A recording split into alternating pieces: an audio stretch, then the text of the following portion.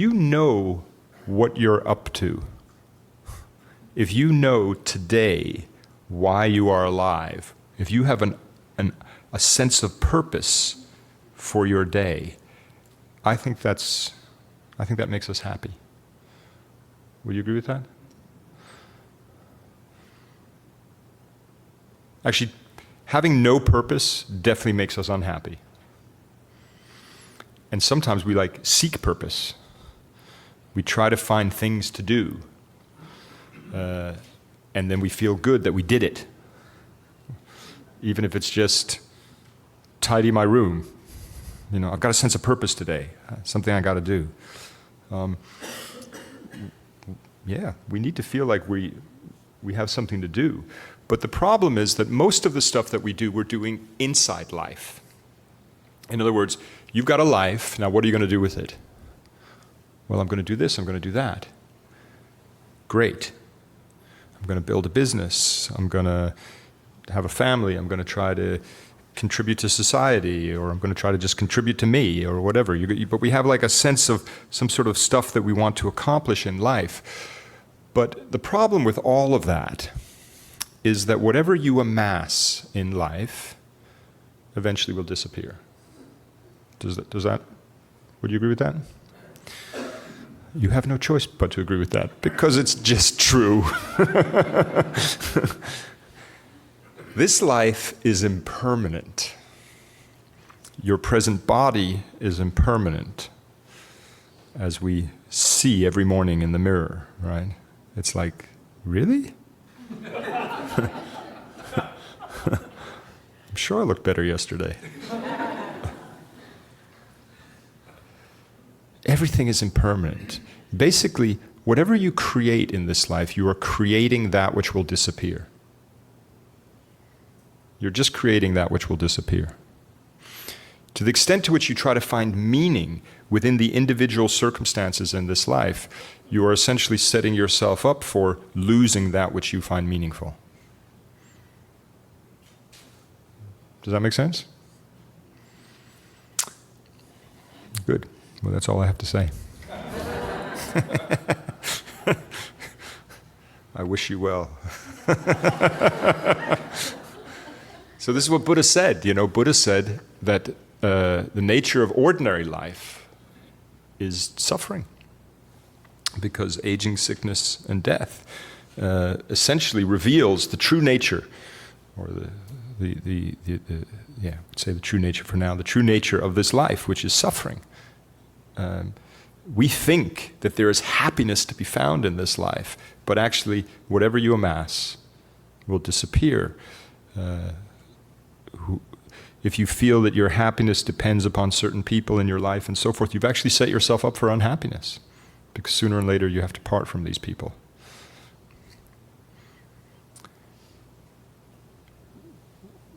What meditation is teaching us is to find a deeper level of meaning, is to actually focus on the source of happiness itself, which is inner peace. If you think that your happiness depends upon certain people, certain activities, certain situations, actually that's part of our uncontrolled desire. That's part of our desirous attachment, projecting happiness outside of ourselves, looking away from where happiness really is. But if we, through meditation, begin to cultivate this experience of, here is my inner source of happiness, that's point number one. It's natural to me, point number two, and it grows, point number three. Now you've got something to do. Grow that happiness. Every day, cultivate your potential for profound peace and happiness.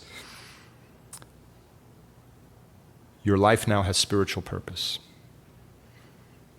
Not in a kind of airy-fairy way, but in a very, very practical way. This experience of peace is what I need to cultivate today. And that's why, essentially, start your day with some meditation. Get in there as fast as you can.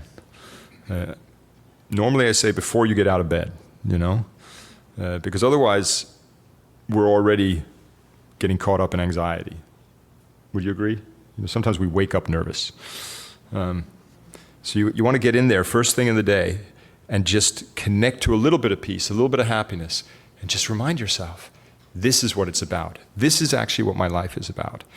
My life is about cultivating this experience of inner peace and happiness, not getting caught up in the anxiety and the attachment and the anger and the disappointment, blah, blah, blah, blah, blah. That's endless, endless. You could do that endlessly. It'll take you nowhere. Just drop that, connect to your inner peace, and recognize if I nurture this, if I nurture it, it will grow. It will grow boundlessly. That's the point. There's no end to it.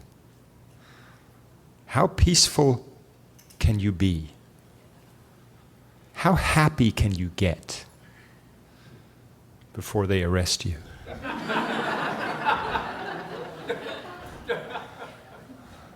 Or they come to take you away or something. How happy can you get? How much happiness is the mind capable of? So we tend to associate like that type of happiness is with some kind of intoxication, which of course leads to a hangover and pain and so forth later, because that's a high. That's not what we're talking about. We're talking about a deep, deep happiness that is your actual nature. And there's actually no limit to that. I mean, we're going to talk more about that in the next session, the joy of joy. The boundless potential for joy that exists within the mind.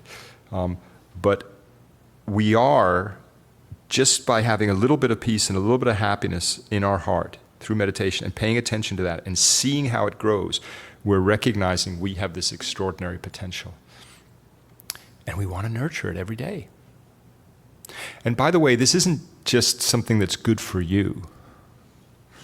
It's definitely good for you to be peaceful and happy. But at a deeper level, it's the best thing you can do for others. The best contribution to this world is authentic peace and happiness. Why? Because everybody wants to be happy. Everybody is seeking happiness. That's why they're doing what they're doing. Nobody knows where happiness is to be found. People do crazy things in their pursuit of happiness. They hurt others, they deceive others, they betray others, they betray people who are close to them, they, get caught up in addictions and drugs and all these kind of things, all in the pursuit of happiness, directly destroying their happiness. That's kind of nutty, isn't it? Directly destroying their happiness in the pursuit of happiness. Why? Because we're confused. We're deeply under the influence of delusions, in particular attachment that's projecting happiness outside of ourselves onto all these things that cannot produce it. And actually the very disappointment that we then experience when it doesn't happen eggs us on to further extreme actions. How sad. So to be the very embodiment of peace and happiness is to be a revolutionary in this world.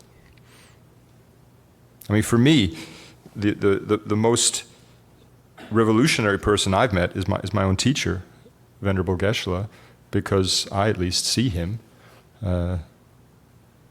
as a unbelievably peaceful person.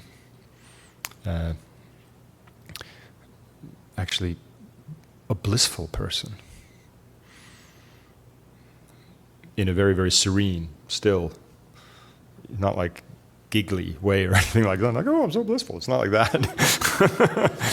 It's just radiating out of him. And it manifests in the form of compassion. An enormous, boundless energy to bring to helping others. Because you're helping people from the place of a solution, as opposed to, I hope this works out. An actual solution, the actual fulfillment of what it is everybody wants, happiness. So if we come to experience that happiness, we have something to offer to the people in our lives that is priceless. The greatest example we can give to another person is the example of transformation, of actually changing. Sometimes I know if we first start coming to classes and we understand the theory and we get all excited, and in our excitement we feel that we've transformed, and we start telling the people in our life all about it, and we find that they're not so inspired.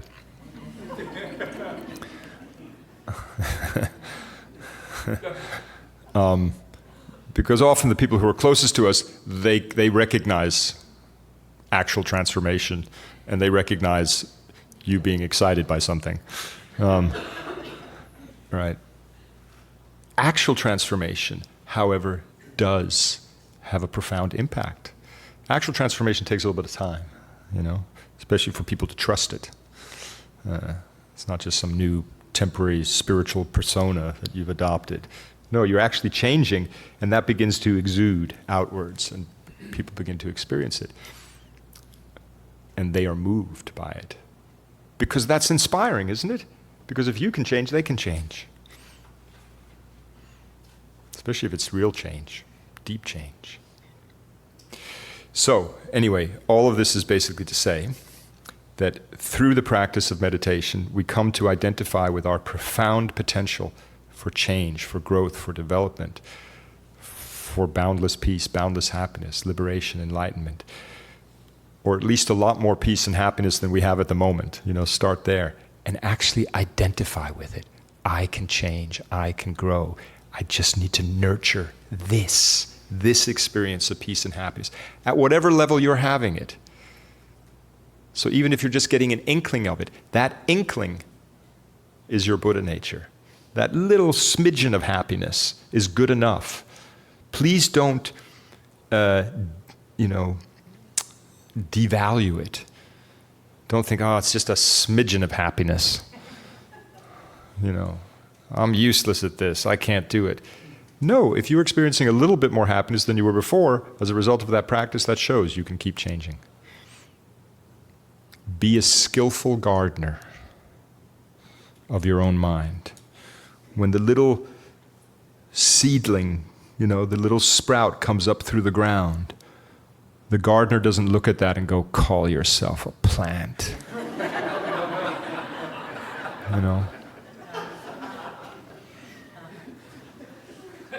You're pathetic. And stamps all over it, But that's what we do. We do that to ourselves, That's not happiness. That's just a lessening of irritation. That's good. A lessening of irritation is good. You can build on that, right? You can build on that. We have to nurture the little seedlings of future happiness, love, kindness, compassion in our heart by reckoning this is my Buddha nature. So I'm going to go in there every day and water it a little bit and take a few weeds out. And that way it's going to grow strong. And that's really what daily practice is.